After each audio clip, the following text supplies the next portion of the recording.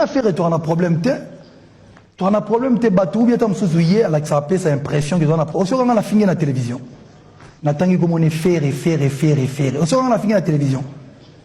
Tant que maison mère, a bien la téléphone pour tout ça les market. C'est parce que moi j'étais encore dans le quartier latin. On n'a pas de problème.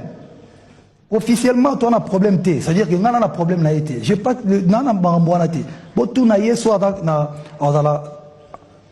na courage le bagage tu as un problème T. Tu as un problème T parce que tu as un problème to la nuit. Place ces hommes ne pas na biso belé. Ngai nazali, yazali MG 30 bali, Bill Clinton bazali, bébé Tchanda bazali, Innocent Balou bazali, José Hendrix bazali, to la nuit. Mon amto yemba banzembone, mon amto na commune naie.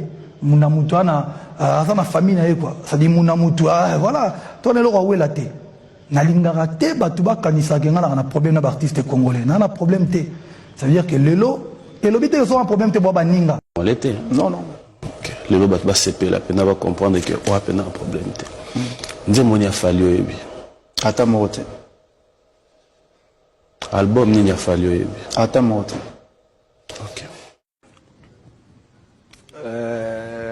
Loraya koseka na lungana mona sela minona yo na kinozo ngana kufela kazi bo mengo lingi na ngo ngai te ka sinza mapesa nga solo le kabolo kwa luktimo tuna o mona ngo